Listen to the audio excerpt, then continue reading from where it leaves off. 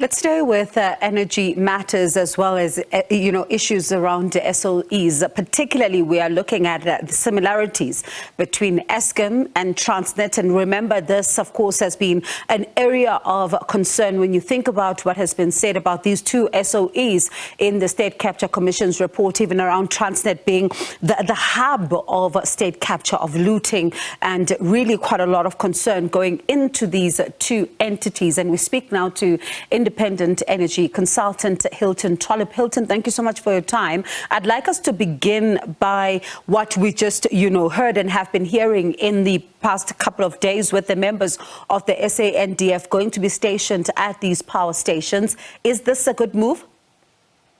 Good afternoon, Bongiwe, and good afternoon to everybody.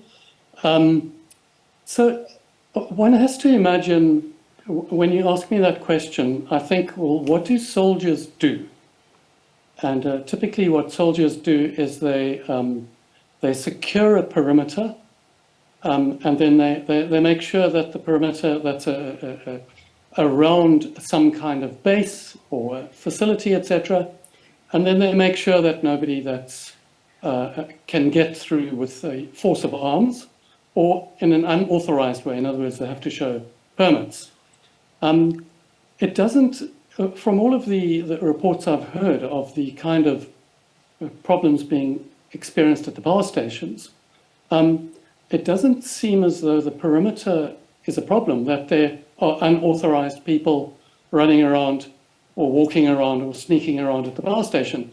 All of the reports we've heard has been employees that have been through fraudulent means or through various, it's always fraud, they don't inspect stuff properly, or they don't have necessary critical skills, etc., either deliberately not doing their jobs or not being able to do their jobs because they're not skilled.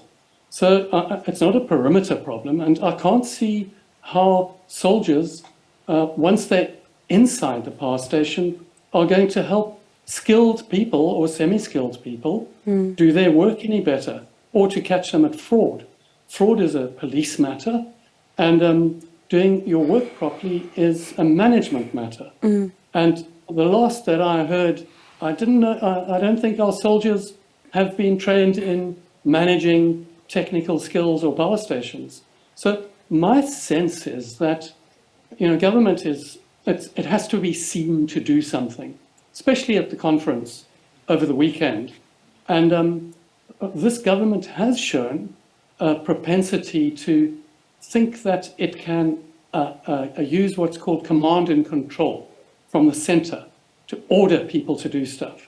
But modern technical systems simply don't work like that. To get them to work properly, you have to get the accountants, to get the accounting systems and the inspection systems going properly. That includes coal coming in and going out. You have to get technical managers, and you have to get the technical people to do the work. I can't imagine, other than just saying that they've done something, what these soldiers are going to do. And of course, these soldiers are going to cost money. And then secondly, what happens when there's soldiers there and their police there and their managers there? Who does what?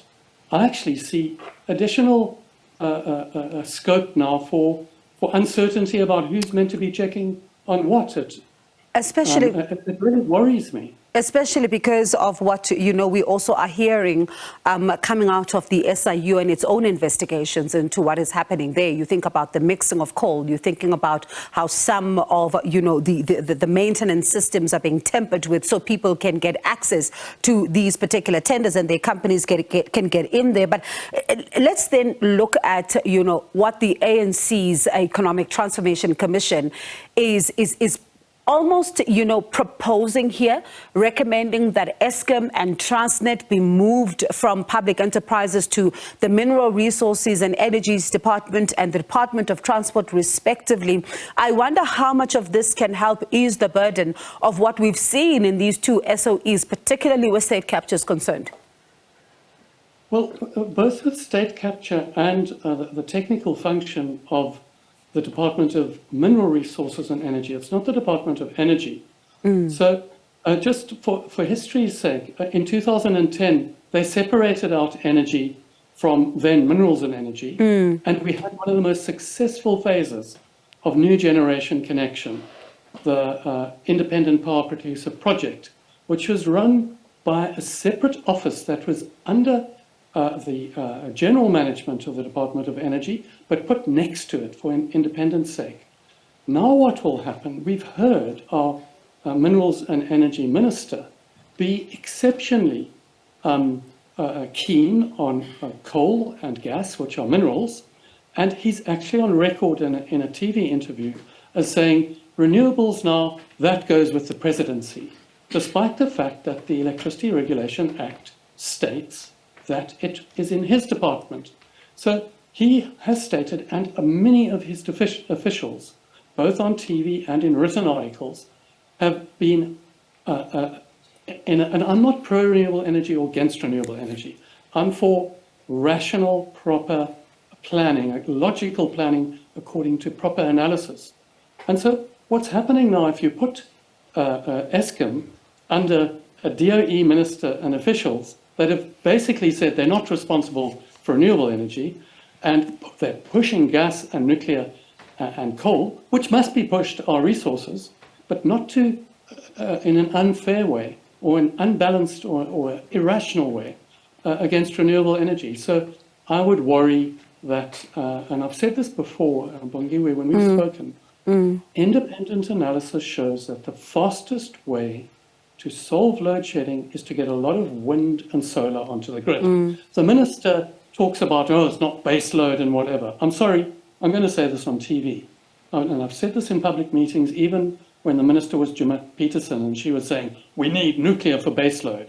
This baseload argument doesn't make engineering and technical modelling sense. And yes, the minister may have been persuaded by some lobbyists or people in his department that are put there because they believe this, about this, but I'm afraid he's not qualified either to make those statements. He's a fantastic politician, in the struggle, keeping the ANC together, etc. But it reminds me of when Thabo Mbeki started deciding that HIV didn't cause AIDS. We had a senior politician taking a strong position on essentially what is a scientific and technological issue. And look what that led to, the HIV tragedy. And I'm afraid this is a rerun with the Minerals and Energy Minister taking these strong scientific positions, which he's not qualified to. He doesn't have advisors advising from both sides. And it would be, I think it would be terrible in these particular circumstances for Eskom to go under the Department of Energy. All right. And Hilton, one of the things that someone then asks is if we're then listening to all of what you're saying right now, and South Africans like you and I have gotten so either used to load shedding or it still upsets you. People are switching in between these two emotions. But now things are even getting worse. We're finding ourselves in stage 6 a lot more frequent than we actually should be. So if I'm listening to you, then you're saying, like Eskom has been saying, that Eskom is going to be with us for quite some time, but we still don't even know how long it's going to take to resolve this once and for all, because even the president himself tells us that he can't put a time frame to it. Yeah, because either load shedding will be resolved by the economy crashing more and more. I've just been doing an analysis of the Minerals Beneficiation Centre. We're simply not getting investment there. We're producing less and less manganese, ferroalloys, iron and steel, etc., because of electricity prices and electricity availability. So we're deindustrializing. So that's one way load shedding will end, by the economy just collapsing. The other way it can end is if we put, and yes, I agree with Minister Mantashe and Minister Gordon and Eskom that we've got to try and make those coal-fired power stations perform as best we can. But I have not seen the evidence that they can be taken up to energy availability factors of 70% mentioned by Minister Gordon and fixed in 6 months, as stated by Minister Mantashe in a long interview with Judge Dennis Davis. So I listened. What's really nice, we've got a democracy, and it's fantastic that Minister Mantashe shares all his thoughts, etc. But I think we need to have a debate between the experts in a calm way, in the open, and we can't have one set of advisors meeting in private with the minister and him forming his opinions on that basis. Yeah. You know, we have a fantastic scientific establishment in South Africa, that's second to none, but you know, it was similar in the HIV/AIDS, and we've still got a big problem there. The Medical Research Council, the Dean's Committee of all the universities, all kinds of people signed petitions, etc., saying HIV does cause AIDS. And unfortunately, the culture inside the ANC then, nobody of any substance inside the ANC took the president on, and millions of people died as a result. He still hasn't said sorry, neither has the ANC for that. And the same thing is happening with energy, with this baseload stuff, and the current over-involvement of ministers in scientific matters, and they're there to foster an open, transparent, rational debate, not to take positions like they do. All right, Hilton, let's leave it there and see then what happens when we then hear of some of the proposals that will come into effect as the ANC then reconvenes next month. That's Hilton Trollip, an independent energy consultant.